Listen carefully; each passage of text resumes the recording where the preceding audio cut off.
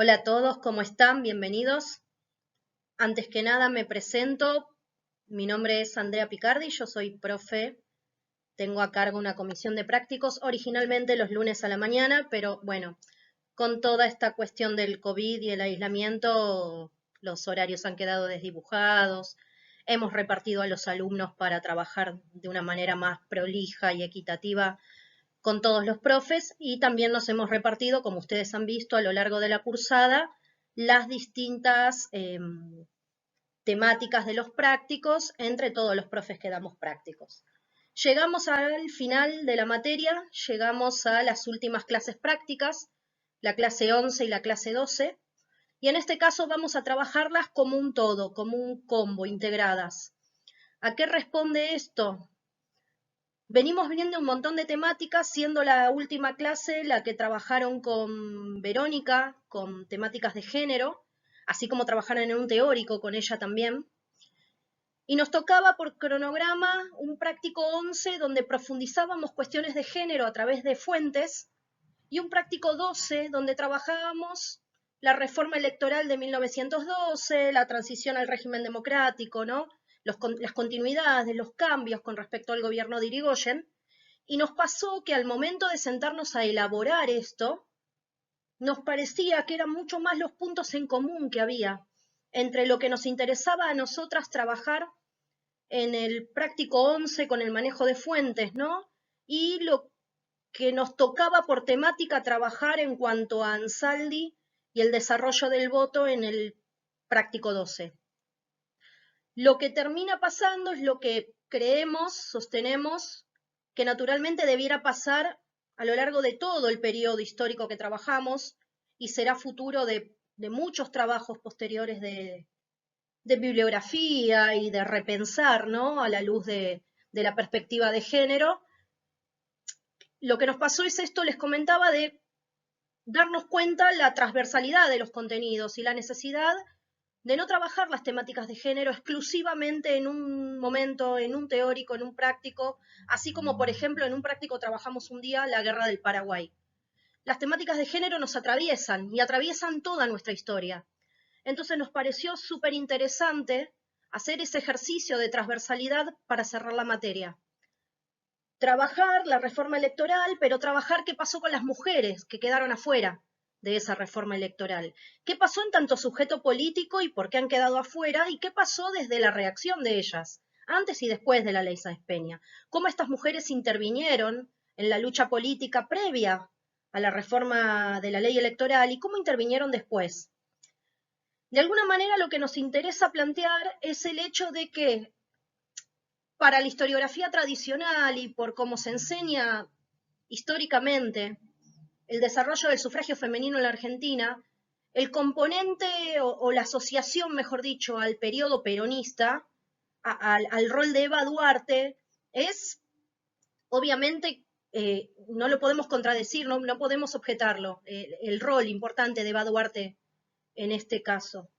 Lo que sucede es que la forma tradicional en la que se ha enseñado la historia a lo largo de muchísimo tiempo ha corrido a un montón de otras mujeres que previamente a Eva Duarte han luchado muchísimo para la concreción, por ejemplo, del sufragio femenino.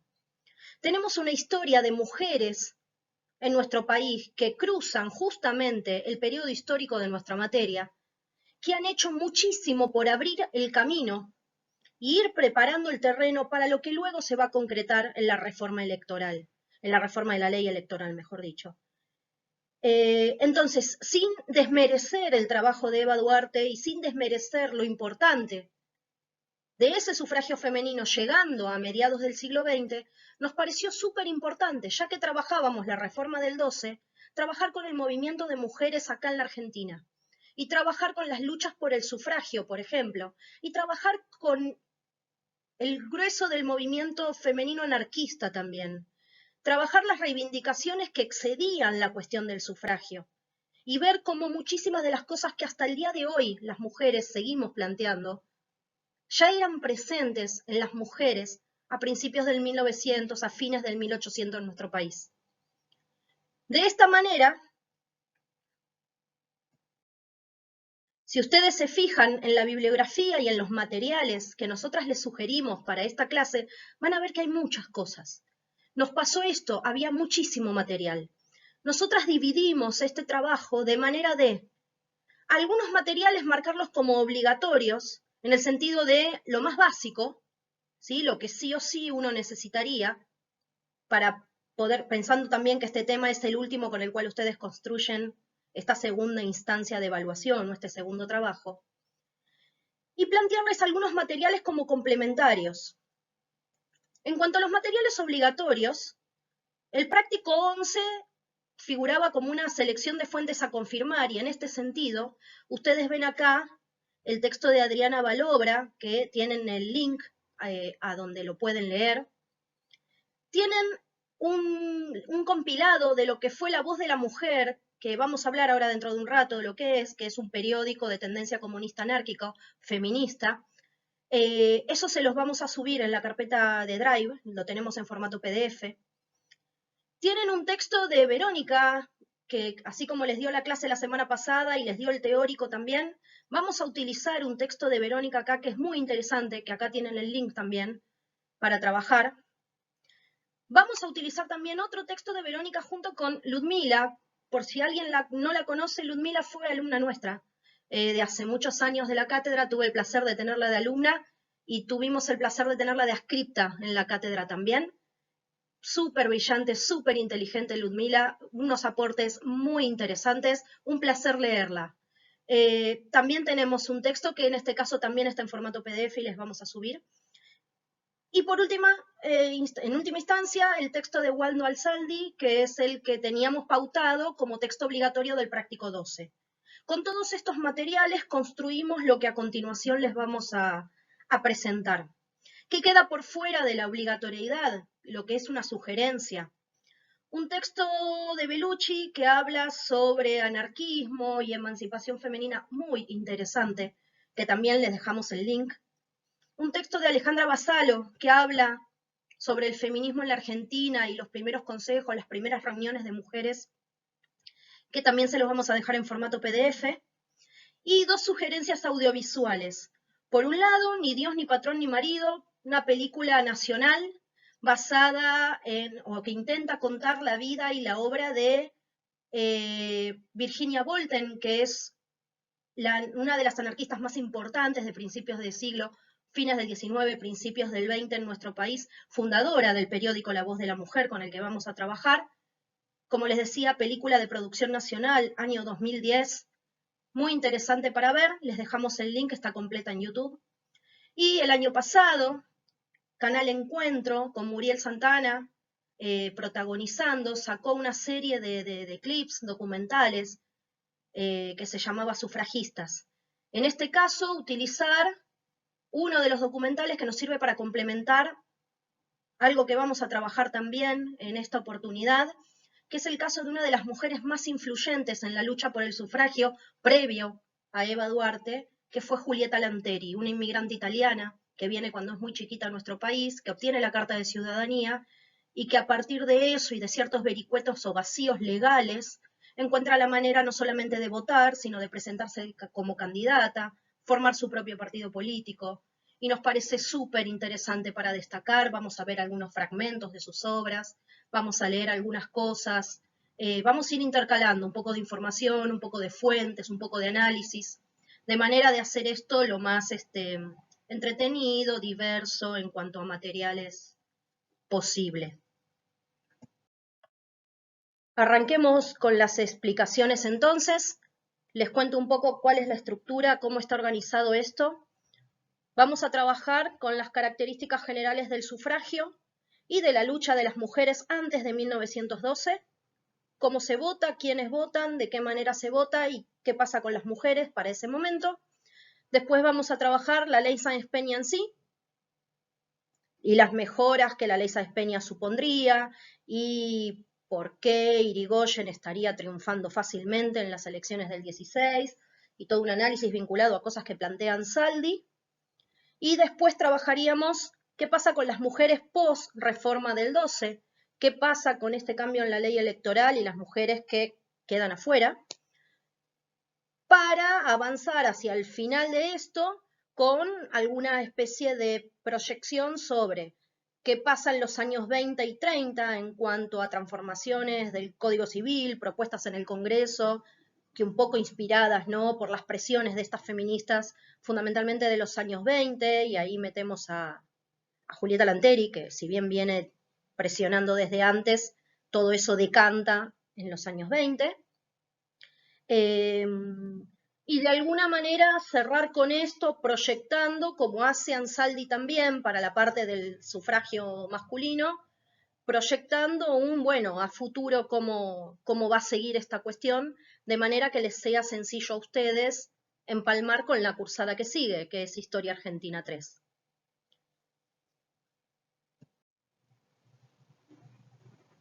¿Qué es lo que sucede con el sufragio entonces antes de 1912?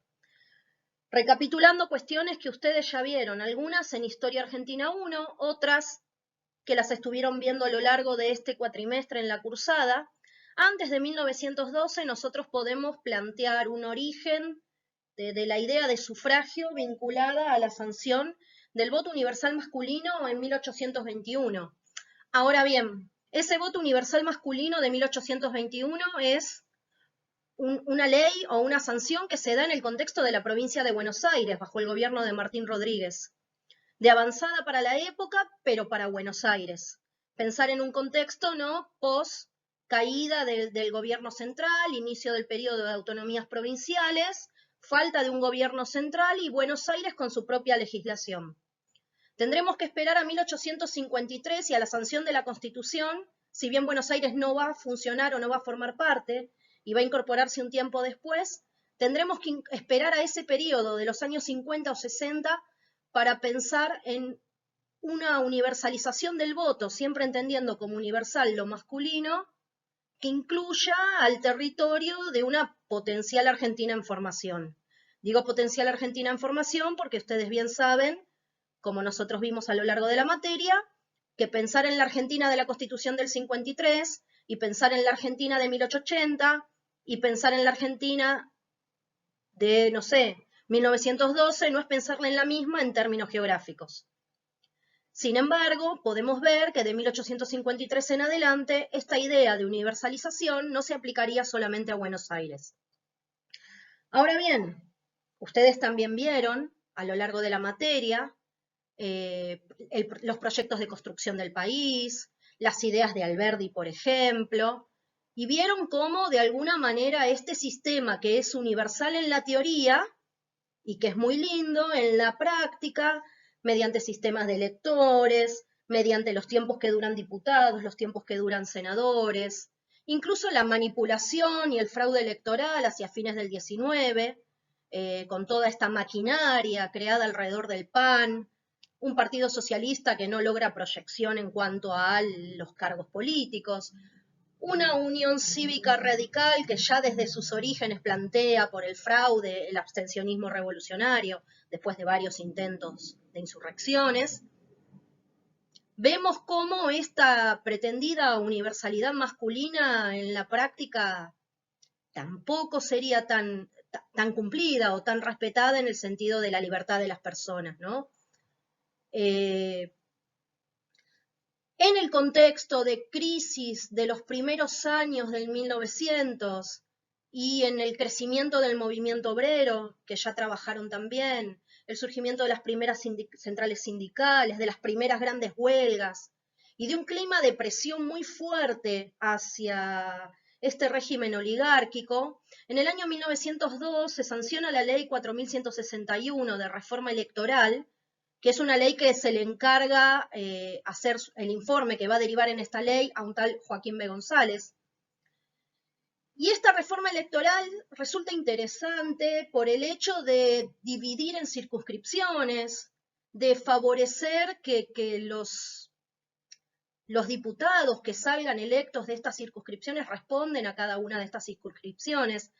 Es muy interesante en este caso el hecho de un Alfredo Palacios, ¿no? Dividir el mapa de manera que la circunscripción de La Boca va a terminar votando una persona como Alfredo Palacios y que el fraude de alguna manera no es que está prohibido, sino que quedaría o la manipulación electoral quedaría demasiado a la vista si en un distrito fundamentalmente obrero como es La Boca no hubiese salido alguien de extracto socialista como es Alfredo Palacios.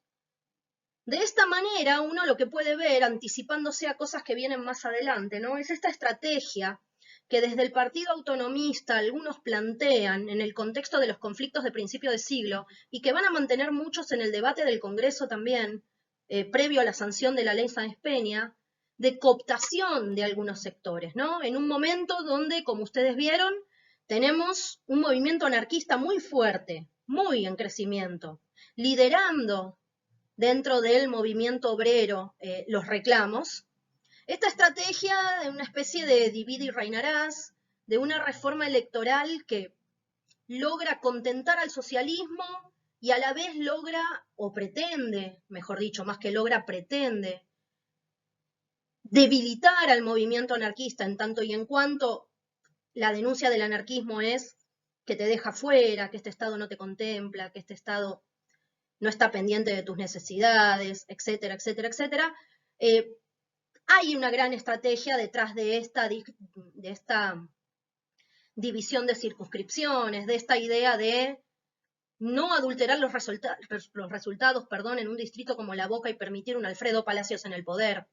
En el poder me refiero a llegar al Congreso, ¿no? Como diputado.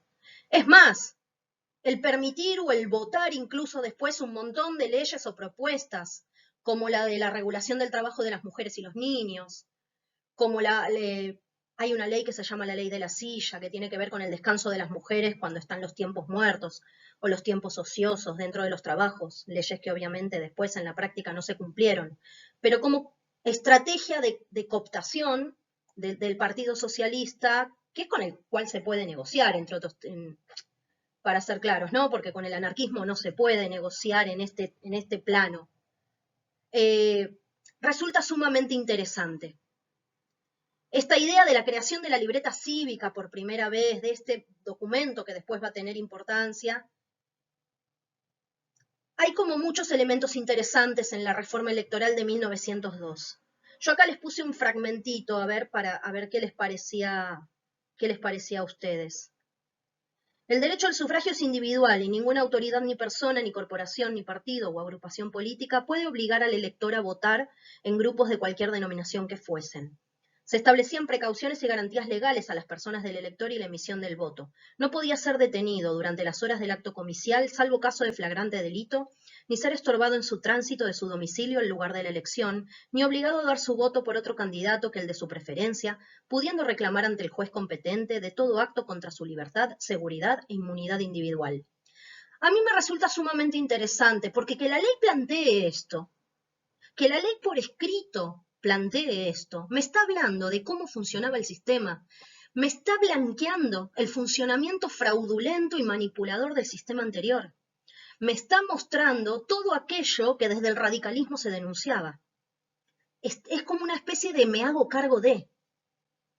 Entonces a mí me resulta sumamente interesante el hecho de poner por escrito estas cosas y del avance que en materia legal puede significar la reforma de 1902, al margen que sigue siendo masculino y al margen de que además esto no duró demasiado porque en el año 1905 el presidente Quintana la deroga. La derogación de esto significa volver a los estatutos anteriores y volver a la manipulación, volver al fraude, volver absolutamente a foja cero, por decirlo de alguna manera. Más allá de eso, insisto que más que el contenido me resulta sumamente interesante. Primero lo que el contenido plantea y lo que de alguna manera el contenido reconoce, ¿no? De alguna manera nos hacemos cargo de que esto estaba pasando, pero por otro lado el hecho del contexto de turbulencia y del clima social de la época que hace que el Estado oligárquico tenga que empezar a entrar en esta estrategia de intentar conciliar todas las veces que se pueda y con quien pueda. Ustedes han visto en la última parte, trabajando movimiento obrero, esta doble estrategia del Estado, de conciliar en este caso, de intentar conciliar con la reforma del Código de Trabajo de 1904, de intentar conciliar bancando la huelga de inquilinos, pero al mismo tiempo tenés una semana roja, al mismo tiempo tenés estado de sitio, al mismo tiempo tenés ley de residencia, ley de defensa social y grandes conflictos en el contexto del centenario. Entendiendo este doble juego en tanto y en cuanto quiénes son quienes protagonizan cada uno de estos momentos, ¿no? Entonces, la reforma electoral de 1902 se inscribe del lado de las presiones o aquellas cosas con las cuales yo puedo negociar con el socialismo. Por el otro lado, cuando los reclamos o los conflictos vienen de la mano del anarquismo, ya sabemos que la respuesta no sería tan conciliadora.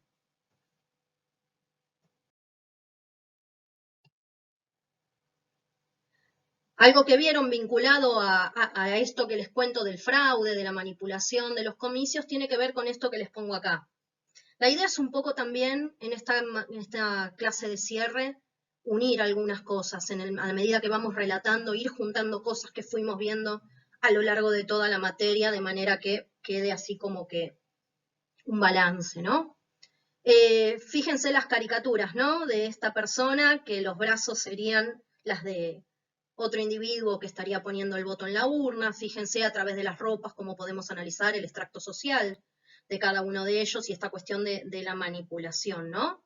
O del otro lado, que dices algo, no, hombre, aún no hasta el día 10, ¿no? Y esta idea de que votan hasta los muertos, que es algo que hasta el día de hoy nosotros planteamos y cada tanto vemos algunas cuestiones raras en el sistema electoral. Por lo tanto, también es interesante plantear el hecho de post-reforma del 12, ¿el voto realmente es universal, secreto, obligatorio, limpio, transparente, libre de manipulaciones?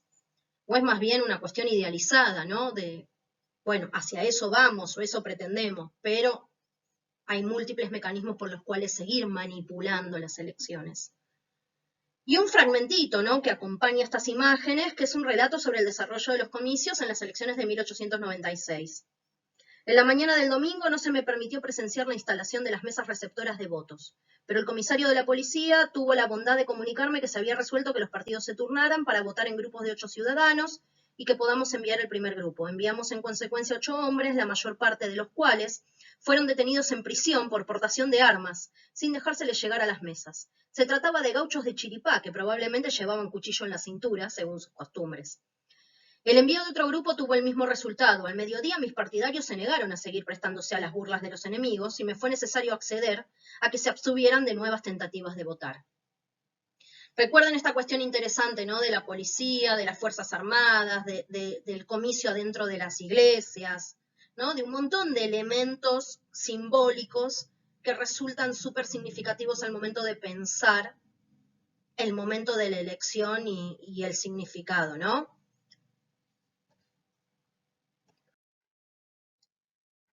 Ahora bien,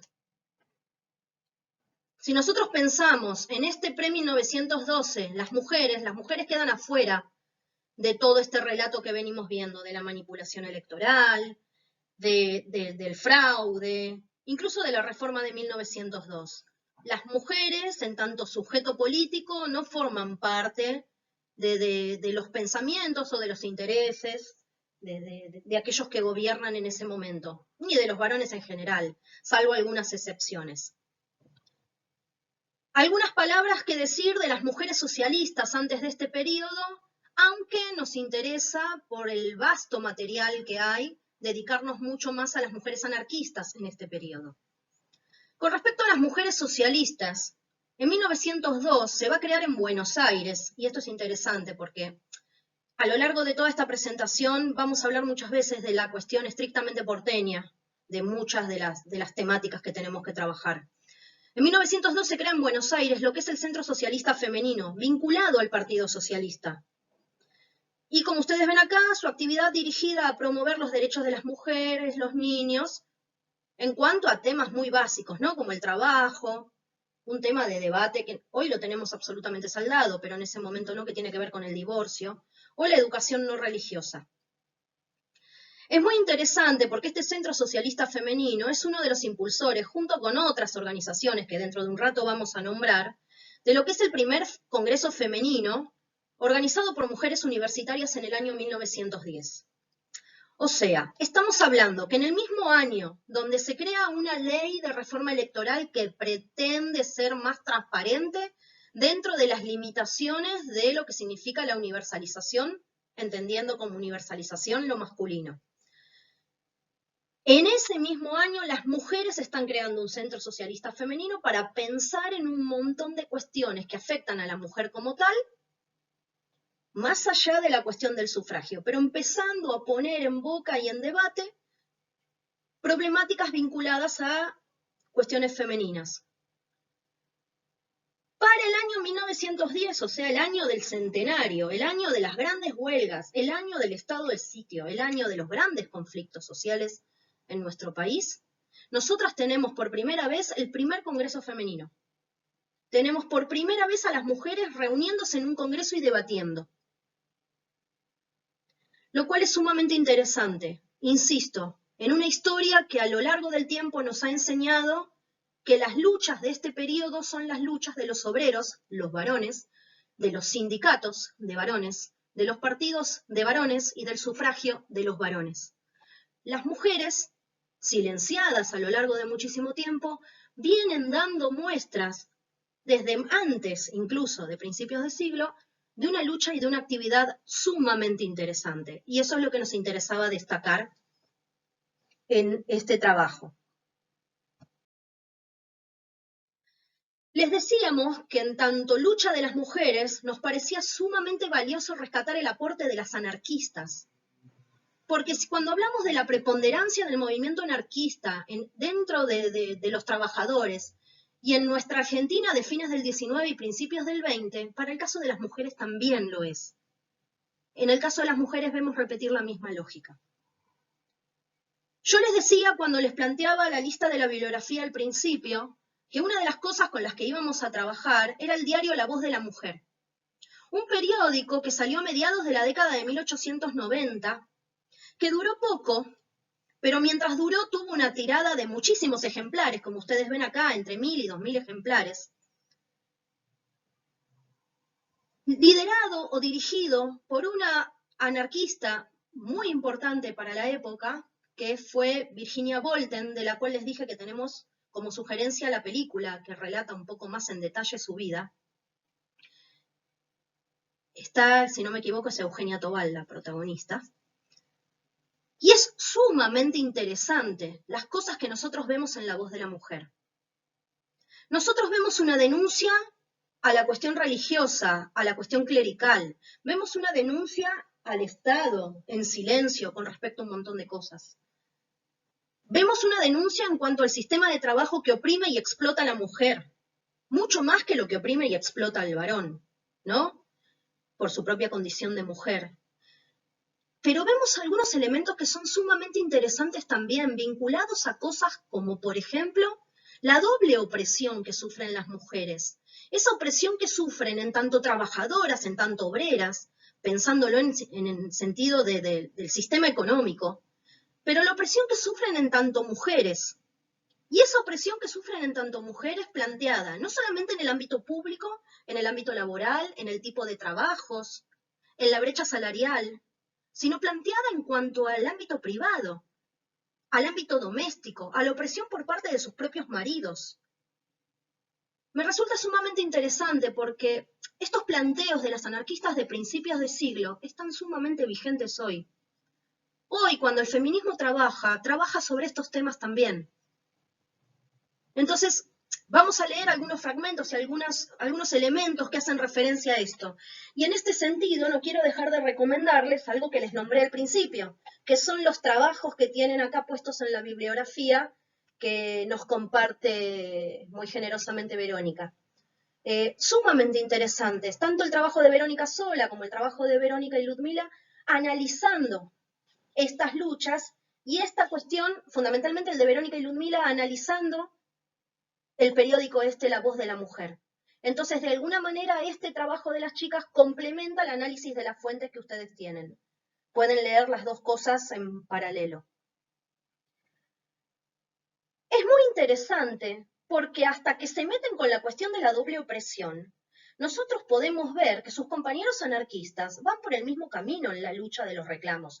Anticlericales, antiestatales, antiopresión, anticapitalista. Estamos todos juntos, todos vamos, las acompañan. Hay una cuestión de igualdad adentro del anarquismo entre varones y mujeres reclamando, luchando, presionando, siendo protagonistas de las huelgas. Hasta ahí vamos bárbaro. Ahora, cuando las mujeres anarquistas radicalizan el pensamiento, se meten en cuestiones del ámbito privado, del ámbito doméstico y critican a sus propios compañeros, ahí ya el apoyo no sería tan así. No digo que no haya varones que no sostengan esto también, pero se evidencia cierto choque, cierta rispidez al interior del anarquismo, cosa que también sucede al interior del socialismo. Por ejemplo, esta idea muy de la izquierda en general de suponer que la única y verdadera lucha es la lucha de clases y que de alguna manera, suprimida o agotada la lucha de clases, eliminado el sistema capitalista, todas las otras opresiones que en teoría serían subsidiarias o consecuencia del sistema social, del sistema capitalista, perdón, caerían por sí solas. Lo cual es un error conceptual, es un error en la lectura del proceso histórico. Porque si esto fuese así, nosotros tendríamos que atribuir ideas como el patriarcado, ideas como el machismo, ideas como las desigualdades de género, al propio sistema capitalista como tal. Si esto fuese de esta manera, quienes sostienen que un mundo no debiera ser bajo las reglas del capitalismo, no debieran ejercer la opresión que estas mujeres denuncian al interior de sus casas, en el ámbito privado. Es muy interesante porque esto genera una ruptura o conflictos al interior de la izquierda como tal, que los podemos ver hasta el día de hoy en muchas discusiones.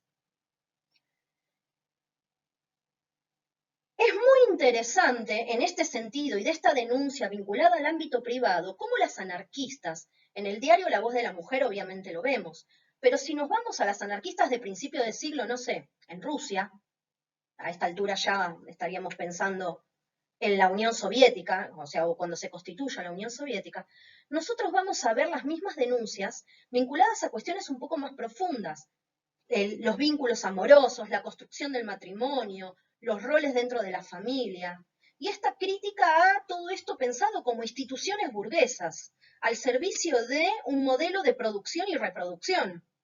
Y entonces, en tanto y en cuanto lo leemos así, entendemos el amor, la vida conyugal, el matrimonio, la familia y los hijos de otra forma.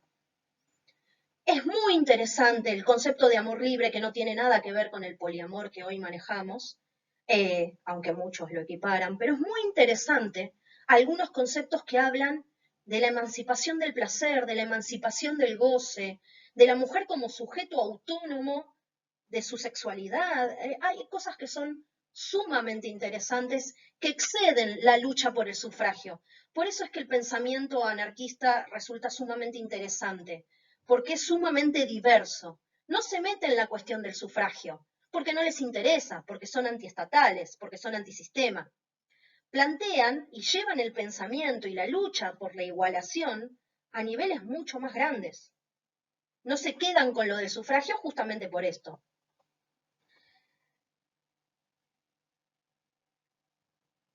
Hay algunas cuestiones que son sumamente interesantes. Yo les pongo acá abajo, como destacado en mayúsculas, como alguna idea como un poco más central que nos interesaba tener en cuenta. El anarquismo feminista sostuvo la importancia de la reivindicación femenina no en términos de derechos jurídicos, que es lo que recién les decía, lo que hubiera sido una contradicción, obviamente, porque rechazaban el Estado y las instituciones, sino en lo que se refiere al despertar conciencia en las mujeres para combatir la opresión patriarcal encarnada en el marido, el padre, el patrón, el cura. De ahí este título que tiene la película, por ejemplo, o estas temáticas que les fui contando y que ahora vamos a trabajar en un poquito de mayor profundidad. Yo lo que hice acá es ponerles, ocupa varias pantallitas, pero quería que vean, esto lo tienen en el texto que compila los distintos números de La Voz de la Mujer, pero les hice el extracto de lo que es el primer número, 8 de enero de 1896, donde plantea los objetivos, los propósitos, y en algunas cositas me quería detener que me parecían así como interesantes, ¿no? Tenemos de todo, la verdad que no tiene desperdicio para leer, pero me quería quedar con algunas cositas. Por ejemplo,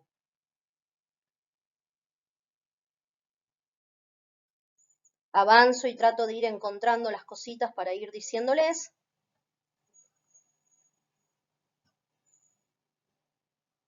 Habla de la caridad, habla del rol del Estado, le habla a los varones, planteándoles el hecho de que si no se dan cuenta el lugar que ocupan, lo mal que están, el desprecio de quienes gobiernan, ¿no? Obviamente no, todo esto hay que leerlo también en una clave discursiva del anarquismo que ya estuvimos trabajando en otras oportunidades, ¿no?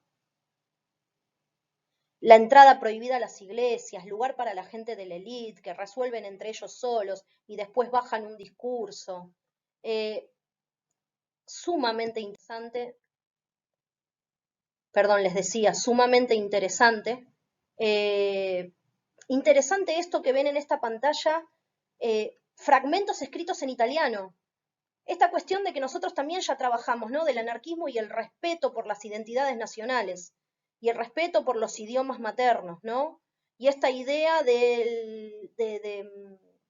en términos de lo que plantea Falcón, ¿no? En este texto tan interesante de, ¿cómo se llama? El que plantea anarquismo, el que analiza el anarquismo, el socialismo, el sindicalismo, régimen político, cuestión étnica y cuestión social en la Argentina. Ahí está el nombre, no me salía. Lo súper interesante de este respeto por la cuestión étnica y la reafirmación de estas identidades nacionales, lo cual va en camino con esta idea de la no nacionalización, ¿no? Entonces, fíjense esto, ¿no? Escribimos en castellano porque muchos manejamos el castellano, pero también escribimos en italiano porque muchas mujeres no manejan el castellano. Serán sus hijos recién, ¿no? Y el proceso de escolarización, el que muchas veces lleve el castellano a las casas y con los padres aprendan a través de los hijos. Pero estamos hablando de 1896. Estamos hablando de un momento en el cual todavía tenemos un ingreso importante de inmigrantes o tal vez la brecha no nos da para pensar en una generación de hijos que tal vez, en algunos casos sí, en otros no, pueda ayudar a sus padres a comprender el idioma, producto que los padres no van a ir a la escuela. O que tal vez muchos aprenden el idioma por cuestiones del manejo de las maquinarias, pero que muchos otros no lo hacen. Entonces, esta idea de la integración y de hacer artículos en italiano, por ejemplo. Esto me parece, esta parte me parece hermosa. Esta cuestión del amor libre que yo les planteaba antes. Y esta cuestión de que amor libre no significa múltiples parejas, sino esta idea de generar vínculos que no tengan que ver con la cuestión legal, que no tengan que ver con el matrimonio estrictamente formal, y el hecho de quedar sujetas a un matrimonio que te oprime, que te condena, donde no la pasas bien, donde el amor no es la esencia, sino el hecho de construir vínculos entre las personas, que no significa que no haya cariño, que no haya fidelidad, que no haya respeto, pero que los vínculos se construyen por otro lado, y también el poder sincerarse en el hecho de que cuando eso no existe, esos vínculos, así como los construimos, lo más sano es que en buenos términos los desarmemos. Entonces es muy interesante la concepción de amor libre que plantean, opuesta a lo que sería la concepción del amor, la familia, el matrimonio y la moral burguesa. Y el hay que bancarse y hay que sostener porque, bueno, el matrimonio es indisoluble.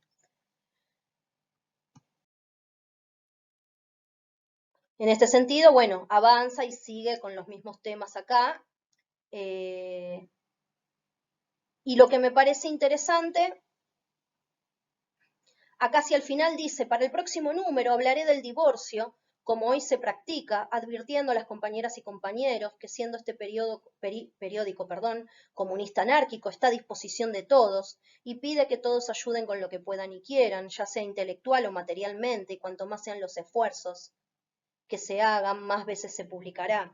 Y lo interesante de lo que está planteando, por un lado, el aporte en cuanto a contenido, esta idea de horizontalidad en la producción, ¿no? Del contenido y de que todos pueden escribir, opinar, etcétera. Pero por otro lado, el hecho de cómo funciona esto, ¿no? El financiamiento, el sostén, la ayuda económica y esta cuestión de que se construye entre todos. Hacia el final me parece interesante el hecho de, bueno, ciertas aclaraciones que plantea el periódico en cuanto a su formato, quiénes son los suscriptores, ¿no? Con el detalle, lo que uno diría las cuentas limpias, ¿no? De qué es lo que cada uno suscribió, cuánto puso, cuánto aportó, como una especie de balance o estado de cuentas. Y acá, al final, les pongo algunos fragmentitos que ustedes los pueden encontrar en el texto de Verónica y de Ludmila, que tienen que ver con otros números de la revista, pero que a los fines plantean lo mismo. Veamos de qué se tratan. Un poco recogen las cuestiones que venía charlando yo o comentándoles hace un ratito. Yo bien sé que vosotros diréis que los patrones trabajan, que sacan cuentas, que cuidan los talleres, que dan órdenes, que llevan los libros, que vigilan a los operarios. Pero decidme si vosotras ponéis, por ejemplo, a sacar muchas cuentas en vuestra casa, a dar muchas órdenes, a vigilar mucho a vuestros hermanos. Al fin del día, ¿qué producto habréis presentado ante la vista de los demás de vuestro trabajo? Ninguno. Vosotras, ¿qué habéis hecho? Nada. Y esto es sumamente interesante porque apunta a esta cuestión del trabajo doméstico, que hasta el día de hoy se plantea tanto, ¿no? Esa cuestión de que se dice eso que llamamos amor, que llamamos vocación, que llamamos entrega, que llamamos instinto maternal, es trabajo no pago, es trabajo no remunerado. Entonces, vemos en el año 1896 un planteo que tiene absoluta vigencia al día de hoy. Veamos otro ejemplo. Los hombres todos, proletarios los mismos que burgueses y todas las clases dominantes, lo mismo burgueses que todas las clases dominantes, perdón, siempre han tenido a la mujer en la mayor ignorancia, han menospreciado su trabajo, su influencia en la sociedad, la han anulado, en la familia la han postergado a un segundo lugar. Esta cuestión de la mujer, en términos legales, equiparable a la condición de un niño, aquel que requiere la tutela, un niño, aquel que requiere la tutela de un adulto, varón. Mujer en mismas condiciones. Esta idea de que la mujer hasta que se casa, las decisiones las toma su padre por ella, de ahí que la mujer no vote, porque no está en capacidad de decidir, decide el varón de la familia. De ahí que la mujer no pueda decidir sobre si trabaja o no trabaja, y si trabaja, no pueda decidir a qué destinar el dinero que consigue con el fruto de su trabajo, que la mujer no pueda alegar, que la mujer no pueda decidir libremente sobre actividades económicas, que la mujer no pueda opinar sobre criterios de crianza de los niños. Esto tiene que ver con la condición en términos de la desigualdad, el plano en el que se pone a la mujer al momento de la toma de decisiones. Por otro lado, por ejemplo, y vosotras, infelices compañeras, que os matáis todo un día para hacer una docena o dos de camisetas por las cuales se os paga la veintésima, parte de lo que luego ellos cobran. ¿Creéis que esto es justo? Si reclamáis, no os atenderán. Y lo que es más probable, os despedirán. No os darán más trabajo. No habla de otra cosa más que de la brecha salarial, de la diferencia entre igual trabajo, distinta remuneración, ¿no? Que es algo que, si bien hoy en términos legales lo tendríamos saldado, porque hoy existe el concepto de igual remuneración por igual tarea, en la práctica sabemos que la brecha salarial sigue existiendo y que porcentajes más, porcentajes menos, ronda el 30%. Entonces, vemos esta discusión ya desde principios del siglo, fines del XIX, principios del siglo XX también. Lo cual va pegado a otras cosas que son sumamente interesantes a analizar, que no es solamente la brecha salarial, sino el tipo de trabajos que las mujeres se dedican a hacer. Porque la mujer, por más que pueda entrar en el ámbito laboral, sigue teniendo en términos morales, en términos sociales, la carga del trabajo doméstico. El hecho de las tareas de cuidado que recaen en la mujer como rol esencial, como rol natural y que no pierde en el momento que se integra al mercado de trabajo. Por lo cual, para cumplir con sus roles de la economía doméstica, con lo que se llaman las tareas de reproducción, esta mujer requiere insertarse en el mercado laboral de una manera desigual, no solo en tanto a lo salarial, porque con este salario no se mantiene sola aunque quiera, sino en tanto a qué tipo de trabajos va a poder acceder. Trabajos de medio tiempo, trabajos mal pagos, trabajos básicos, trabajos que le permitan disponer de una cantidad de tiempo diario suficiente para volver a su casa y cumplir con todas las otras labores. Nunca un trabajo que la anule de cumplir con esos roles que se consideran los primordiales. En último lugar, dice, hastiadas de ser el juguete, el objeto de los placeres de nuestros infames explotadores o de los viles esposos, hemos decidido levantar nuestra voz en el concierto social y exigir decimos, nuestra parte de placeres en el banquete de la vida.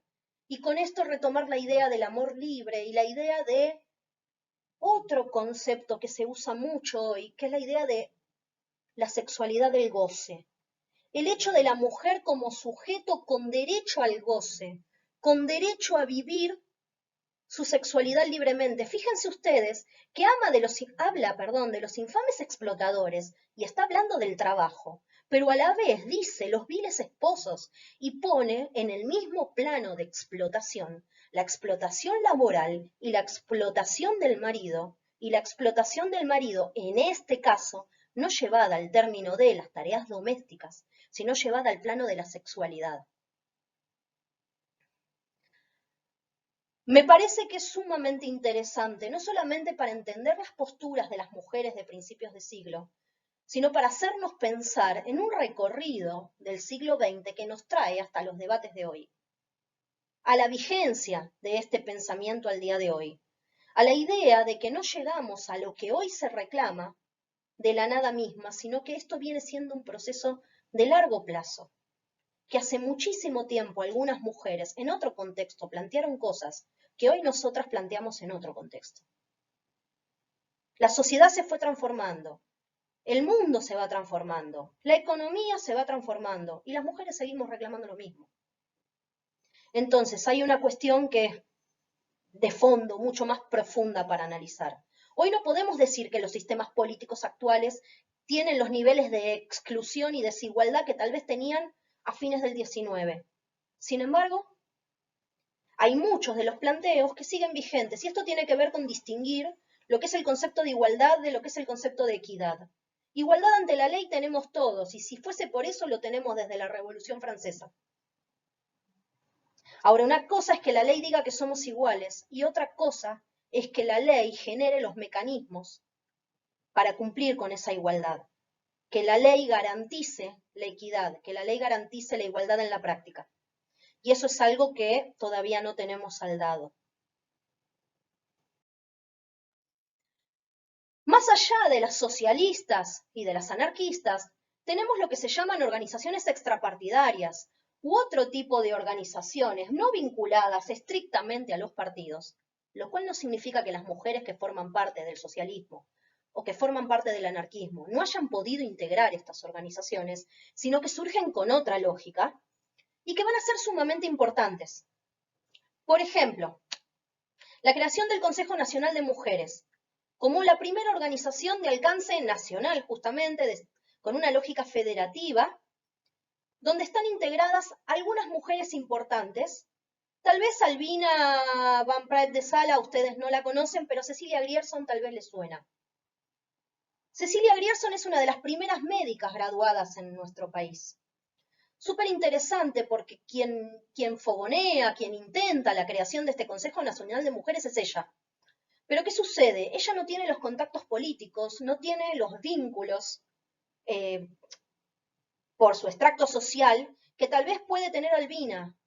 Y va a necesitar de ese vínculo y de ese contacto y de ese apoyo que le da el apellido de Albina para poder organizar este Consejo Nacional de Mujeres. ¿A qué se va a dedicar este Consejo Nacional de Mujeres? A reunir todo tipo de información sobre distintos grupos de mujeres, sobre las problemáticas de las mujeres, sobre los deseos, sobre los reclamos de las mujeres. En este sentido se entiende tal vez un poco más lo que les digo yo de lo extrapartidario. Va más allá del reclamo anarquista o del reclamo socialista. Va a ir a relevar información en la práctica cotidiana sobre la vida de las mujeres. ¿Qué va a hacer el Consejo con toda esta información? Centralizarla y hacerla visible. ¿Cómo? Tienen una revista. Como también en algunos periódicos de la prensa estrictamente porteños en este caso, alguna prensa un poco más progre, van a poder incluir algún tipo de pequeño artículo. Hacia el centenario es muy interesante porque este consejo empieza a tener ciertas rispideces, ciertos problemas. El contexto del centenario es un contexto muy conflictivo que ustedes ya lo saben, ya lo vieron, ya lo estuvimos trabajando, y afecta también a estos grupos de mujeres. Se va a hacer visible al interior de este Consejo Nacional de Mujeres una gran división. Esta idea de estos extractos sociales tan distintos entre quienes forman este Consejo Nacional de Mujeres va a decantar hacia 1910 y vamos a tener un grupo alineado, ¿sí?, tras lo que es la figura de Albina, que van a ser las llamadas matronas adentro de este consejo, mujeres de élite, mujeres de la alta sociedad, pensando más en tareas de beneficencia, y ese es el rol de la mujer, ¿no? La ayuda social, la caridad, y reforzando también la idea de lo femenino y de la mujer abocada a las tareas de la casa, como su esencia, como su rol, sosteniendo y embanderándose detrás de eso. Y otra fracción al interior de este consejo, siguiendo más la línea de Grierson, que son las llamadas educacionistas, mujeres vinculadas al ámbito universitario, estas primeras graduadas universitarias, que se van a congregar en una asociación de mujeres universitarias argentinas. Acá después linkeamos con Julieta Lanteri, por ejemplo, otra de las primeras médicas, que van a pensar el rol de las mujeres y el rol del consejo ya desde otra óptica, que tiene que ver con reclamar desigualdades, con poner en evidencia ciertas cuestiones del funcionamiento social, del funcionamiento universitario, del funcionamiento político, que las van a despegar muchísimo de estas matronas. Esto va a terminar decantando, esta división interna del Consejo va a terminar decantando en el centenario en la creación de dos grandes congresos femeninos. Así como en algún momento ustedes vieron a principios del siglo XX que nosotros tenemos primero una gran central sindical que reúne a socialistas y anarquistas y que con el paso del tiempo, por cuestiones propias de su ideología, no pueden convivir, no pueden coexistir y terminan dividiéndose en la UGT, en la FORA. Es como que era obvio que a futuro no iban a poder estar juntos. Bueno, a las mujeres les pasa lo mismo. Y esto va a terminar decantando, como les decía, en el año 1910 con la creación, por un lado, del primer Congreso Patriótico de Señoras, y su nombre claramente les dice quiénes están ahí.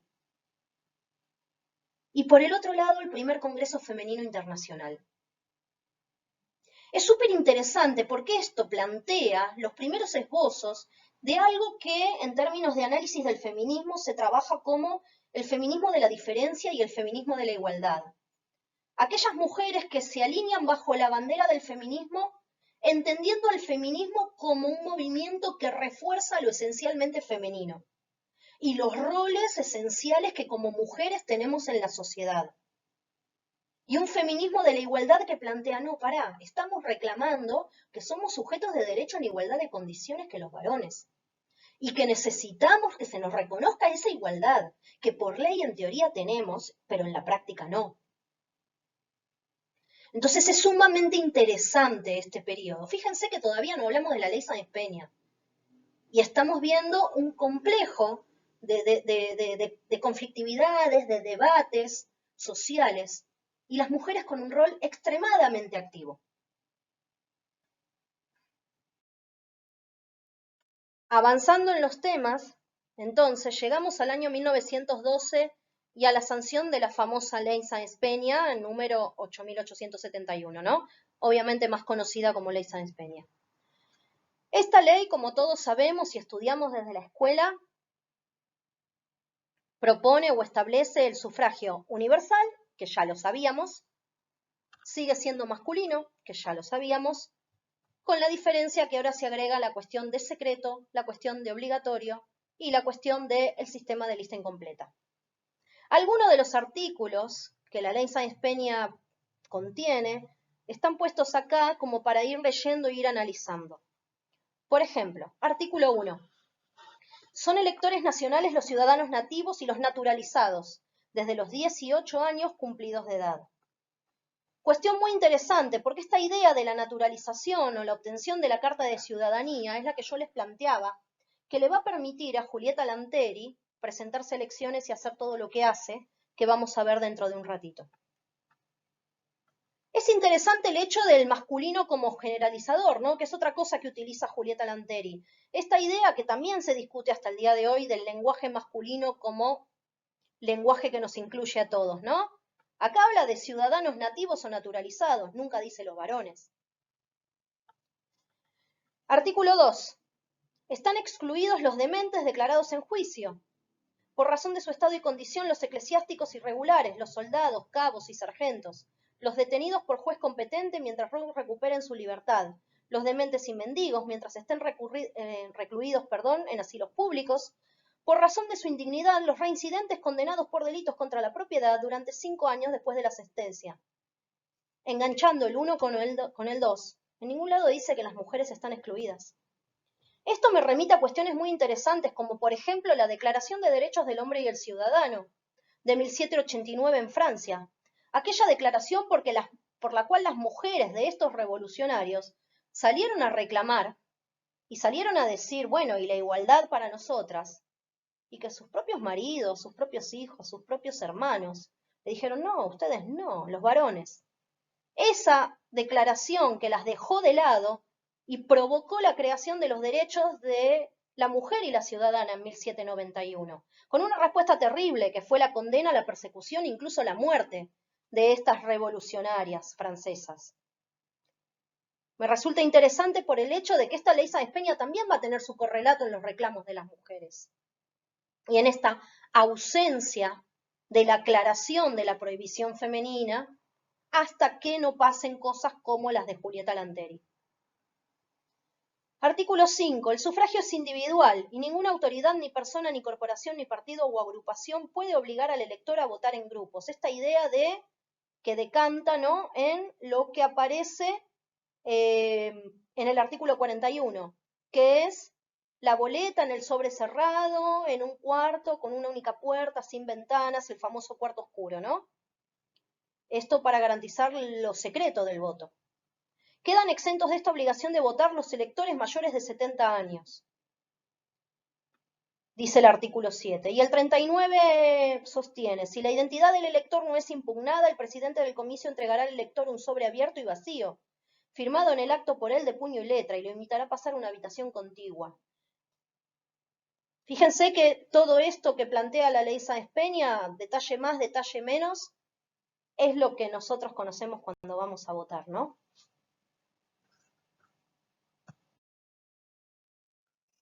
Ahora bien, esta ley Sáenz Peña no se aprobó simplemente, fácilmente, fue objeto de muchísimos debates en el Congreso, previo a la sanción de la ley Sáenz Peña y a posteriori de la sanción de la ley. En el año 1913, Julio Argentino Roca sostiene este fragmento, tiene un discurso mucho más amplio del cual sacamos un pequeño fragmento, que nos interesaba para ver lo que opinan parte del Partido Autonomista Nacional, que nunca estuvo a favor de la ley Sáenz Peña. Ustedes bien saben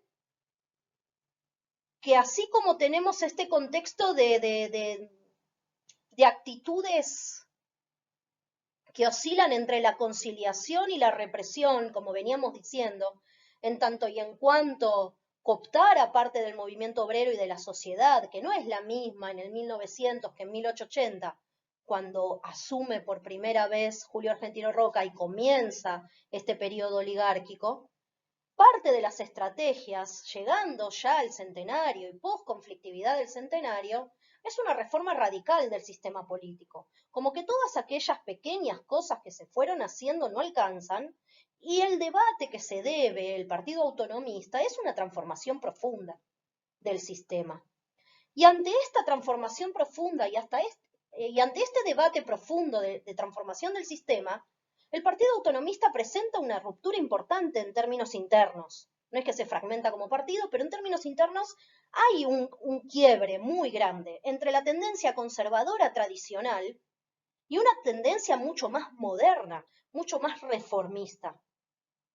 Esta tendencia reformista es la que logra ganar los debates en el Congreso y la que logra la sanción de la ley Sáenz-Peña.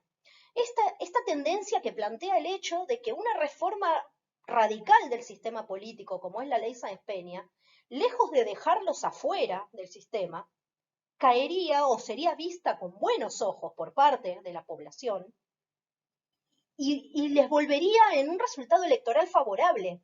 Sería visto con buenos ojos la apertura del régimen político y el escuchar de alguna manera los reclamos. Mientras que la tendencia conservadora liderada por Roca lo que plantearía es más bien el hecho de no solo es un riesgo y esto puede no salir de esta manera, sino qué nos espera a futuro pensando en quiénes van a votar. ¿Qué nos espera a futuro si no controlamos más el resultado de las elecciones? ¿Qué calidad de voto? Que es lo que en el fondo se discute, ¿no? La calidad del sufragio, de quiénes van a votar. Y en ese sentido se entiende este fragmento de Roca del año 1913, cuando ya fue sancionada la ley Sáenz-Peña. Dice, todos los gobiernos del país han sido gobiernos electores. Todos los que gobernaron, todos los que tuvieron conciencia de la fragilidad de los elementos puestos en sus manos, se aplicaron constantemente en continua lucha a defender estas dos cosas esenciales, siempre en peligro. El principio de autoridad y la unión nacional, contra las fuerzas latentes de la rebelión, de la anarquía, de la disolución. La anarquía no es planta que desaparezca en el espacio de medio siglo, ni de un siglo, en sociedades mal cimentadas como la nuestra. Esta es la conciencia que hizo necesario a los gobiernos el hacerse electores, para robustecer el Estado. Ya veremos en qué se convierte el sufragio libre cuando la violencia vuelva a amargar. Los líricos, los ingenuos, los que no conocen el país, ni han vivido su vida, ni saben lo que contiene, claro está que no han podido pensar en todo eso. Esta cuestión apocalíptica, esta cuestión catastrofista, esta cuestión de libremos el voto a la conciencia y al sobrecito cerrado, y esto termina en cualquier cosa. Un poco mirando para adelante, el cualquier cosa en el que esto termina es la pérdida del poder del Partido Autonomista Nacional en las elecciones del 16. Un poco mirando cualquier cosa es un Irigoyen gobernando y el ascenso de las capas medias al sistema, no sé, al sistema de escalafones dentro de las Fuerzas Armadas, o al acceso a la administración pública de las capas medias, o la llamada reforma universitaria. Claramente Roca, dentro de su imaginario, dentro de su concepción de la política, dentro de su posición, dentro de la élite dominante, está absolutamente preocupado por el resultado y no hace la misma lectura que la fracción más modernista del Partido Autonomista Nacional.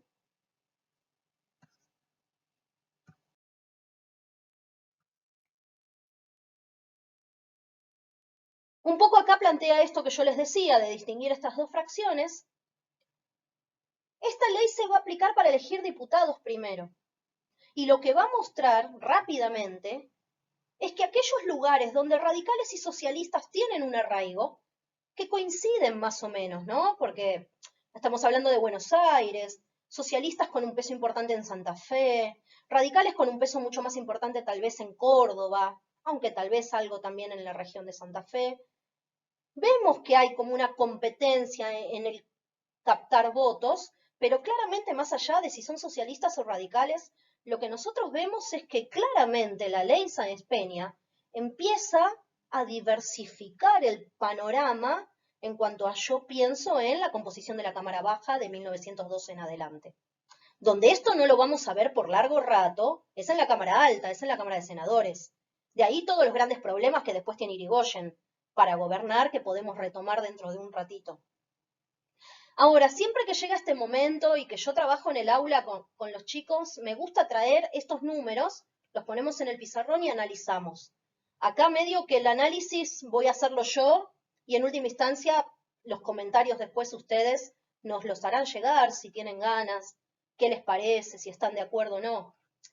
A mí me resulta sumamente interesante analizar el hecho de que como imaginario, ¿no? Como construcción así de historia de manual, de Villiquen, que estudiamos en la escuela y que solemos reproducir, Abrumador triunfo de Irigoyen en las elecciones del 16.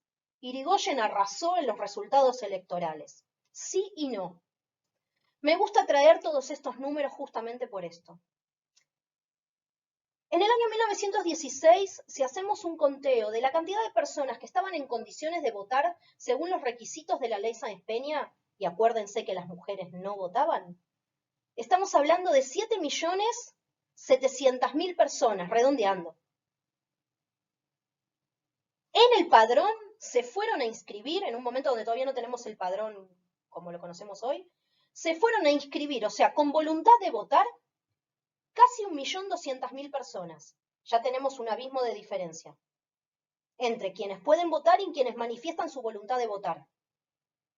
De esas personas que se inscribieron, que son 1.200.000, fueron efectivamente a votar 745.000 personas, un 63% de aquellas que se habían inscrito. Sobre ese total de 745.000 votantes, casi 746.000 votantes, 367.000 y pico votaron a la UCR. Entonces, si yo pienso que 746.000 personas fueron a votar y que de esas 746.000, 366.000 y pico votaron a Irigoyen, yo digo, wow, Irigoyen ganó por un número enorme. Ahora, si yo lo pienso en términos de representación, de alcance de proyección nacional, de cantidad de personas en condición de votar, fíjense, hagan la cuenta, hagan el ejercicio, cuánta gente podía votar y cuánta efectivamente lo votó. ¿Cuál es la diferencia entre 7.700.000 y 367.000 personas? Para pensar en términos de representatividad me refiero. Estamos de acuerdo que si analizamos las anteriores elecciones, los números de gente que se presenta a votar son muchísimo menores. Entonces, en términos de avance cuantitativo, es enorme la diferencia, sumamente destacable y sumamente positivo. Ahora, cuando yo analizo un poco más en profundidad, falta muchísimo. Y esto es súper interesante por el hecho de que también me colabora a entender lo que es el proceso posterior, lo que es Irigoyen del 16 en adelante. Cómo Irigoyen, desde sus políticas de gobierno, tiene que construir legitimidad, tiene que devolver de alguna manera ese voto a fundamentalmente las capas medias, que son quienes lo han votado, a través de una serie de políticas. Y cómo, por otro lado, la falta de representatividad que tiene en términos del total del país le hace ciertos conflictos, le trae ciertos problemas en algunos sectores y le trae algunos problemas, por ejemplo, como dije hace un rato, en la Cámara de Senadores.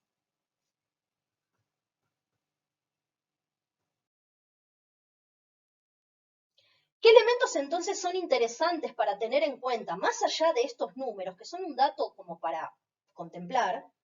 ¿Qué elementos son los interesantes a tener en cuenta para pensar en el triunfo de Irigoyen?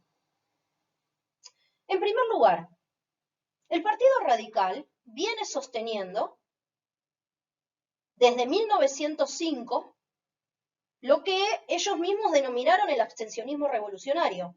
Esto quiere decir, Revolución del Parque 1890, levantamiento posterior también muy cercano a la Revolución del Parque también en los 90, y la insurrección radical de 1905 como intentos de toma del poder, terminar con este régimen fraudulento, todos fracasados. A partir de ahí, política, no nos presentamos a elecciones, porque si nos presentáramos seríamos cómplices de este sistema fraudulento. Nosotros denunciamos desde afuera, no vamos a participar, esperamos que las condiciones cambien. Las condiciones cambian. ¿Cuándo? En 1912. Frente al cambio de condiciones en 1912 y la idea del voto secreto, el panorama político es otro, el escenario es otro, pero acá se le plantea otro problema a la Unión Cívica Radical. Y es que, como les dije hace un ratito, la Unión Cívica Radical, al igual que el Partido Socialista, no son partidos que en 1910-12 podamos decir que tienen una proyección nacional, que pueden juntar votos a lo largo del país. Comienza entonces entre el 12 y el 16, que va a ser Irigoyen electo presidente, un proceso de cooptación de las capas medias que lo que va a llevar entonces es a una estrategia de cambio de discurso del radicalismo como tal. El origen social de Irigoyen, tipo que pertenece al radicalismo, y pensemos en el origen de la Unión Cívica Radical, ¿sí? Como aquel grupo de personas desprendido de ese ex Unión Cívica, de aquellos sectores que no forman parte del PAN, pero forman parte de los sectores altos y que discuten el ingreso al sistema político o las condiciones fraudulentas del sistema y que pretenden de alguna manera o modificarlo o incorporarse, llámese Unión Cívica Radical o Unión Cívica Nacional, pero que en el fondo tiene en sus orígenes la Unión Cívica Radical un extracto de élite que hoy no lo asociamos justamente porque desde la sanción de la ley Sáenz Peña hay todo un trabajo interno de la Unión Cívica Radical, de instalación de comités, de un Irigoyen viajando por todo el país, haciendo campaña, acercándose, con sus roles caudillescos, con su forma de hacer política tan diferente a lo que es la política del PAN para la época. Insisto, con esta cuestión del origen social, porque Irigoyen dentro del radicalismo forma parte de los sectores más medios del radicalismo, que le va a permitir de manera muy rápida captar a un montón de gente que el discurso del PAN no busca y que el discurso del socialismo tampoco. Resulta muy interesante esto de pensar en no solamente una estrategia para ganar elecciones reformista, como plantea el PAN, de, bueno, hacemos una reforma y con esto alcanza, cambiamos el sistema electoral y mostramos buena voluntad, pero después seguimos siendo los mismos que pensamos igual y hacemos lo mismo, que plantea el PAN, contra una estrategia de la Unión Cívica Radical encabezada por Irigoyen, que plantea transformar las bases de este partido, darle otra orientación, transformarlo en un partido más de masas, como se lo conoce. Esta dimensión nacional que adquiere Irigoyen es lo que le garantiza esos 360 y pico mil de votos que si se hubiese quedado con la misma lógica del origen de la Unión Cívica Radical, no hubiese logrado. Por otro lado, hay otro punto que es interesante a medida que avanzamos hacia 1916 e Irigoyen perfila como un gran candidato a ganar las elecciones, y es el hecho de cómo es percibido esto por el propio Partido Autonomista Nacional y sobre todo por la facción reformista, me refiero, que es el hecho de, ok, cambió su estrategia, dirige un discurso a las capas medias, capta votos de manera muy rápida, pero en un supuesto escenario donde se plantea el Partido Autonomista Nacional, nosotros no ganemos, ¿cuál es la perspectiva a futuro en cuanto a la opción disponible? ¿El anarquismo? No, por su propia cuestión antiestatal, antiorganizativa, no se va a presentar a elecciones. ¿Cuáles son las dos variables que nos quedan? El socialismo y el radicalismo. Otra vez volviendo a los orígenes del radicalismo. Otra vez teniendo en cuenta este Senado que por recambio no va a tocar recambiar demasiado tampoco para la época de la llegada de Irigoyen al poder, el Partido Autonomista se plantea el hecho de, bueno, ok, no es tan grave en términos de un futuro escenario con nosotros fuera en términos del Poder Ejecutivo Nacional, no sería tan grave si Irigoyen termina asumiendo. Porque está bien, es un caudillo, está bien, maneja la política de otra manera, pero en el fondo hay algunos elementos que se comparten.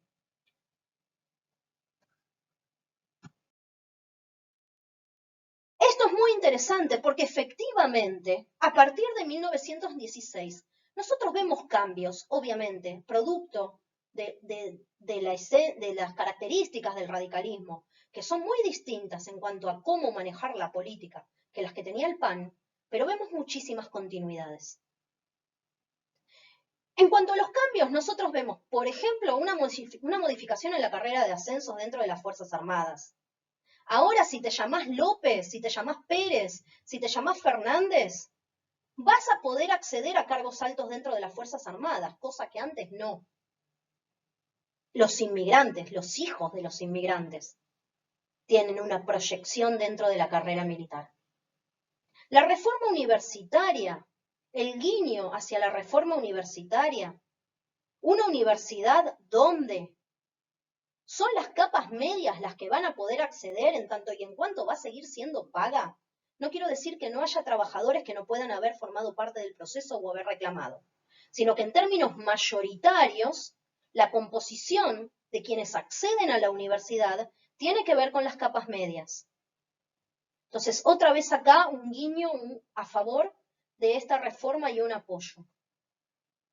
La incorporación de un ensanchamiento del aparato burocrático, en tanto y en cuanto si sos afiliado de la Unión Cívica Radical podés acceder a un puesto. Todas estas cosas son propias del periodo de Irigoyen y son propias de la política caudillesca, personalista, como le llamarán después a Irigoyen. Pero por otro lado, nosotros vemos un montón de continuidades en cuanto al régimen anterior y el periodo radical, al menos en la primera etapa. Nosotros vemos estas características caudillescas que también las podemos traducir como una gran concentración del poder. Un tipo que decide absolutamente todo y que todo pasa por él. Y vemos un abuso de lo que son las atribuciones presidenciales o mecanismos propios de la Constitución, que caracterizan a nuestro sistema presidencialista, pero utilizados de una manera muy particular por Irigoyen, como es la recurrencia continua a los decretos de necesidad de urgencia, las intervenciones federales, y todo esto se explica en relación a esta Cámara Alta, a este grupo de senadores con el cual no puede, ¿no? Porque ahí es cuando rebotan todas las propuestas. En la Cámara de Diputados no tenemos muchos problemas, pero el problema es el paso a Cámara Alta.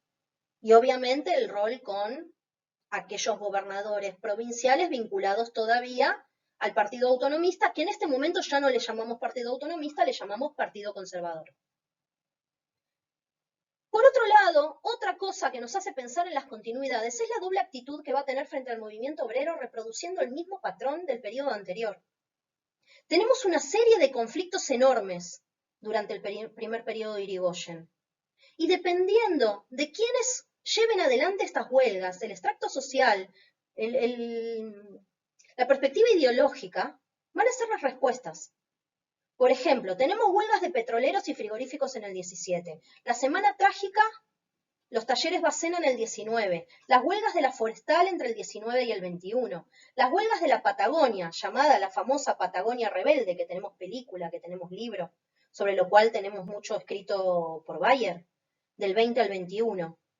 Y la creación de la Liga Patriótica. La semana trágica en sus orígenes tiene un reclamo socialista y hay una negociación muy importante ahí. Cuando el reclamo agarra por el lado anarquista, cuando va para la mayor radicalización de la huelga, absoluta represión, igual que en el resto de los conflictos. Y lo de la Liga Patriótica es un elemento súper interesante para analizar, porque si bien surge por fuera del Estado, ¿no? Como esta cuestión paramilitar, o sea, esta cuestión de ciudadanos, de élite, armándose en defensa de la patria, por fuera de Irigoyen, de la policía y de las Fuerzas Armadas, adquieren un rol protagónico y tal vez en la semana trágica operan de manera mucho más autónoma, pero ya en las huelgas de la Patagonia hay un vínculo, hay un teléfono que yo levanto y pido una colaboración. Entonces, hay muchos elementos del irigoyenismo, al menos en su primer gobierno, que nos permiten ver que no cambió demasiado, pero tenemos ley que garantiza el voto secreto. Entonces, en este sentido, ¿no? Pensar, porque haya una ley nueva, porque haya un cambio, no significa que el mundo entero se transforma. Hay un montón de cosas que van a seguir igual durante muchísimo tiempo.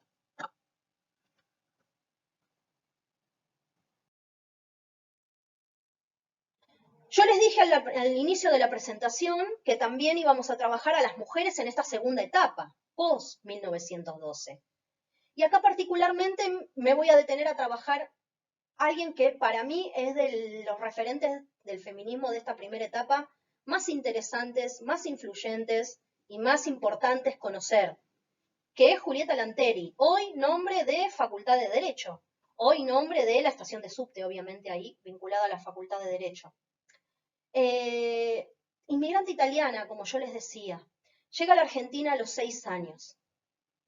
Obtiene la Carta de Ciudadanía, una carta que decía que se le podía otorgar a cualquier inmigrante después de un tiempo que viviera acá, sin distinción. Y entonces, como tiene Carta de Ciudadanía, puede votar, se puede presentar. Es una de las primeras mujeres, como les contaba con Cecilia Grierson, que obtiene el título de médica. Ella lo logra en el año 1907. ¿Qué cosas sostenía? ¿Por qué cosas luchaba Julieta Lanteri? El derecho al voto, la jornada reducida de trabajo, igualdad salarial, la posibilidad del divorcio, la igualdad de los hijos sin distinción si son legítimos o no, la educación y el cuidado para la niñez, la abolición de la prostitución, de la pena de muerte, entre otras tantas cosas que pedía. Es muy interesante porque ya con solo este párrafo nosotros podíamos dedicarnos muchísimo a desglosar cada una de estas cosas y analizar en una perspectiva histórica cuándo y cómo se fueron logrando todas estas cosas, al menos en planos de lo legal me refiero, más allá de si después las leyes se van a cumplir o no. Pero es súper interesante. En el año 1909 a Julieta Lanteri le sumamos a todas las cosas que les fui contando de organizaciones que se fueron creando, lo que se llama la Liga Nacional de Mujeres Librepensadoras. Ya el nombre te da muchas ganas de seguir analizando de qué se trata esto, ¿no? Reclaman por los derechos políticos de las mujeres argentinas y ciudadanizadas, como era ella. Reclaman la igualdad de los derechos civiles y legales. El divorcio, que es esto que ella planteaba. La educación mixta, que varones y mujeres estudian juntos. Que la educación sea laica, desprendida de los preceptos religiosos. Los derechos de los niños y la supresión de la servidumbre, cosa que uno diría en 1909 no tendríamos que estar hablando de supresión de la servidumbre.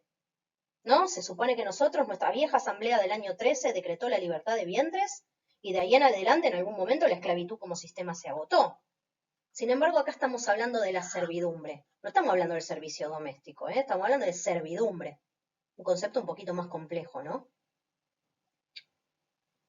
Les decía yo que en un momento ella logra conseguir la ciudadanía argentina. Y justamente, como les mostré en la ley Sáenz Peña, donde no hace ninguna referencia explícita a que las mujeres no pueden, y se utiliza la idea del masculino para hablar de ciudadanos, como hablamos todos los días nosotras, ella dice, yo tengo carta de ciudadanía, entonces me anoto para participar en las elecciones, y ella en 1911 vota. ¿Qué es lo que sucedió después de esto? Se modificó el texto legal y se puso explícitamente que cuando se decía ciudadanos nacidos o nacionalizados, hacía referencia a los varones, evitando que de ahí en adelante cualquier otra mujer pudiera hacer lo mismo que ella. En 1919 entonces, ella ya no puede emitir voto, porque esto se modificó, pero encuentra otro vacío legal. Y es que las normativas no indicaban en ningún lado que para ser candidato a diputado, por ejemplo, había que ser estrictamente varón. Entonces, otra vez aprovechando el mismo vacío que encontró en 1911, se presentó como candidata a diputada. Se presenta candidata a diputada y tiene el apoyo de varias organizaciones. Por ejemplo, la Unión Feminista Nacional, vinculada al Partido Socialista. El Comité Pro Sufragio Femenino, con una tal Alicia Moró, que por lo general nos suena por ser Alicia Moró de Justo, la esposa de Juan B. Justo, fundador del Partido Socialista. La misma Alicia Moró de Justo, calle en Puerto Madero. Bueno, apoyada entonces por el Comité Pro Sufragio Femenino, encabezado por Alicia Moró, también vinculado al socialismo, como yo les decía recién. Y no sé si le suena a esta señora, Elvira Rawson de Delepiane, porque Delepiane seguro que suena. Elvira Rawson de Delepiane, si no le ponemos el Delepiane, tal vez no nos suena. Y estas aclaraciones las hago a propósito, porque por lo general las mujeres que nos suenan en función de un de algo, de un de apellido conocido. Bueno, esta mujer, Elvira Rawson, vinculada al Partido Radical y a las mujeres reclamando dentro del radicalismo.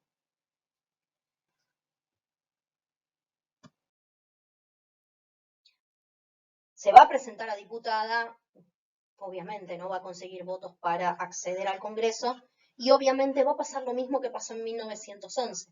El texto legal va a ser modificado para dejar explícitamente claro que candidatos son los varones.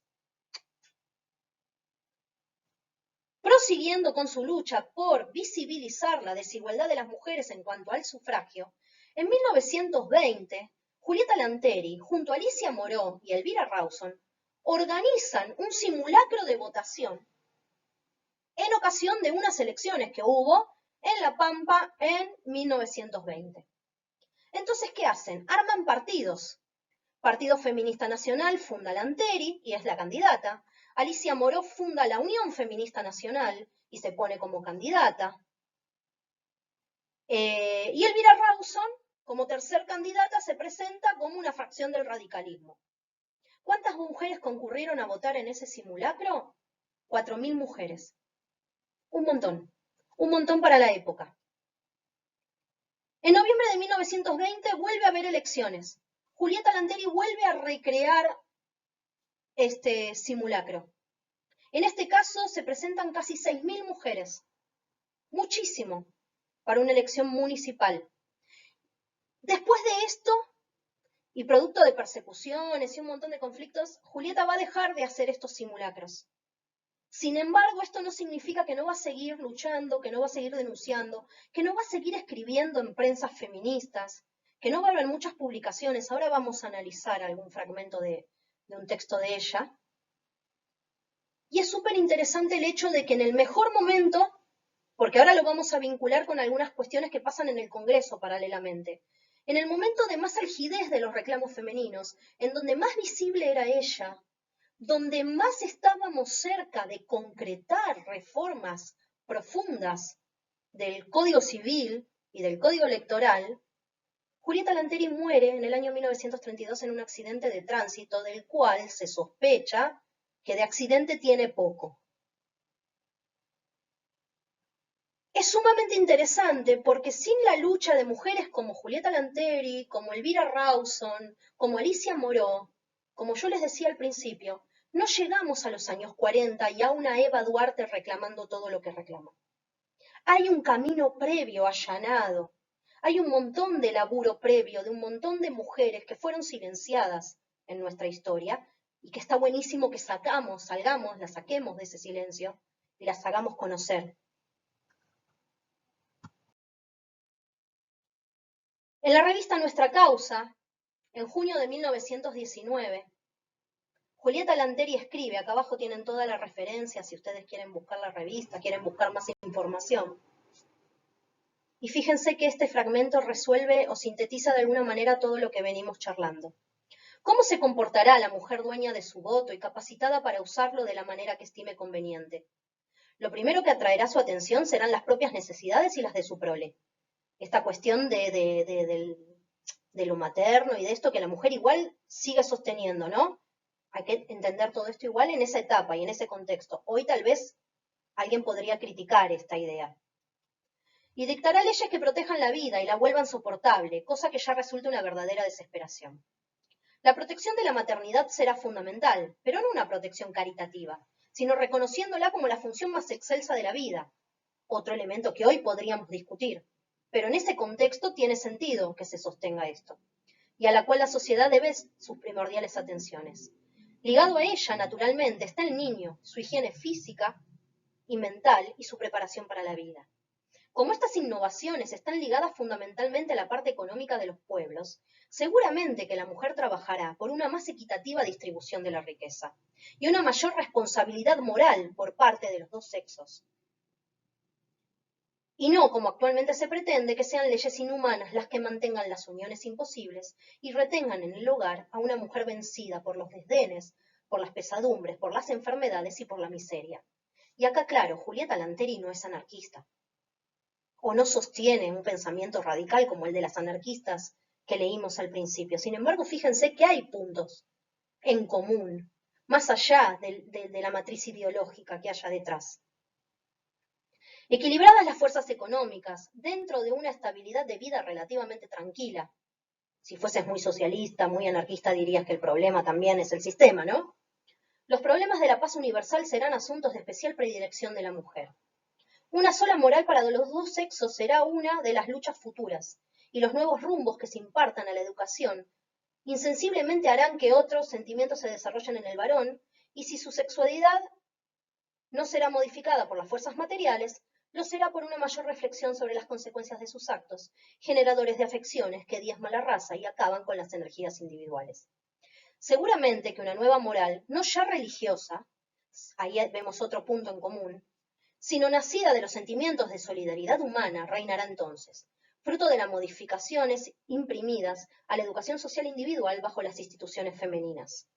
El mayor aprecio que el hombre tenga de su propia vida y la de sus hijos impedirá las guerras destructoras de los individuos, y si éstas se produjeran todavía, serán más bien luchas de ideas y pensamientos que obligarán al hombre a actividades de un orden más elevado, transformando el espíritu de codicia en el de emulación y mayor conquista espiritual. Hay una frase que es muy conocida de Julieta Lanteri que dice algo así como arden fogatas de emancipación femenina, venciendo rancios prejuicios. Los derechos no se conquistan, no se mendigan, sino que se conquistan, o algo así, haciendo referencia a la fuerza que tiene las mujeres y el movimiento feminista en este periodo. Insisto, recomiendo mucho leer cosas como estas. Hace poco salió, hace un tiempo, después voy a buscar bien la referencia porque ahora no la tengo a mano, un libro que estudia la vida en particular de Julieta Lanteri. Es uno de los personajes que, insisto, para mí más interesantes de esta primera etapa. Para cerrar, llegando al final de esta presentación, ¿en qué quedó toda esta lucha de las mujeres? ¿Se concretó algo? ¿Se avanzó en algo? ¿Tenemos algún signo en materia legal previo a la sanción del voto femenino? Sí, tenemos. Tenemos antecedentes que nos muestran que el camino venía dándose. En el año 1926 se va a aprobar la ley número 11.357, conocida como la Ley de los Derechos Civiles de la Mujer Soltera, Divorciada o Viuda. Es una locura que exista una ley con ese título, pero pensemos de qué se trata. Igualdad de los sexos en la vida civil, ¿no? Sería la idea básica. Y acá, alguien que muchos de ustedes deben conocer y que se dedica al análisis de temáticas feministas como Dora Barrancos, sostiene el hecho de que esta ley muestra la caída de las trabas, dice, cito, las trabas más escandalosas. Ya no fue necesario, fíjense la importancia de esta ley, ya no fue necesario pedir al marido autorización para estudiar, para profesionalizarse, para comerciar, para testimoniar o para pleitear. Tampoco el marido administraba ya los bienes que la esposa había adquirido antes del matrimonio, aunque sí siguió al frente de la administración conyugal. Se entiende que estamos hablando de cuestiones básicas, no tener que pedir permiso para estudiar, no tener que pedir permiso para dedicarme a un trabajo, algo que hoy nos podría parecer una locura si tuviéramos que pedir permiso. Sin embargo, estamos hablando de que recién en el año 1926 en nuestro país esto se puso por escrito. En sintonía con esto, y como antecedente de lo que va a terminar siendo el voto femenino durante el peronismo, en septiembre del año 1932 se consiguió dar el debate al interior de la Cámara Baja. En la Cámara de Diputados se debatió el sufragio femenino. Hubo muchas propuestas distintas, cuya votación final terminó orientándose a avalar, a promover el voto irrestricto y en igualdad de condiciones que los ciudadanos varones para todas las mujeres. Esa votación se aprobó, se le dio media sanción. Por determinados vericuetos legales, trabas, cajoneos y un montón de cosas medio turbias, que también pensemos que estamos en la restauración conservadora, que estamos en ese periodo de vuelta al fraude, ahora fraude patriótico, ¿no? Manipulación, en un periodo bastante complicado y de retrotraernos de nuestra historia, esto nunca termina llegando a senadores, termina quedando absolutamente en la nada, por lo tanto no termina siendo efectivo. Sin embargo, esto es un gran antecedente para pensar lo que va a suceder unos años después, con la sanción del voto femenino promovido por Eva Duarte. ¿Qué me queda por decirles? Que el texto de Ansaldi rescatamos las cuestiones que tienen que ver con nuestro periodo, pero que así como estamos haciendo una proyección de esto en cuanto a la participación de las mujeres y la igualdad civil, jurídica, política, el texto de Ansaldi también proyecta hacia adelante, incluso lo lleva hasta Frondizi y analiza el radicalismo como proceso más general. Entonces, de alguna manera también les sirve para un pantallazo general para encarar de alguna manera con algunas nociones básicas lo que es Argentina 3. Dicho esto, cierro con una especie de mensaje a modo final. Condiciones raras de cursada, condiciones difíciles para ustedes y para nosotros. De ambos lados hicimos lo mejor que pudimos. Esperamos haya servido, esperamos haya sido útil. Esperamos haber colaborado con un poquito de orden en medio de tanto caos, con absoluta buena voluntad y predisposición de ayudarlos en todo lo que pudiéramos y generando la mayor cantidad de canales de diálogo, de explicación y de participación que estaba en nuestras manos y que se nos ocurrió que podíamos hacer. Abiertos absolutamente a todo tipo de comentarios, sugerencias con respecto a lo que les pareció la cursada, que esperamos que les haya servido, esperamos que haya sido útil esta forma que planteamos de trabajo. Y demás está decir que nos encontramos a su disposición para cualquier cosa que necesiten a futuro, en otras materias, para su desarrollo profesional. Muchas veces preguntan cuando tienen que hacer las prácticas, si les podemos dar una mano. Yo particularmente soy docente en media, entonces a veces cuestiones de práctica en colegios o esas cosas solemos tener mensajes para dar una mano y para colaborar. Encantados de lo que podamos ayudarles y agradecerles porque en este contexto para nosotros también fue difícil y fue complicado encarar la virtualidad de algo que no estábamos preparados y hemos contado con muy buena predisposición de su lado y con mucho acompañamiento y con mucho compromiso.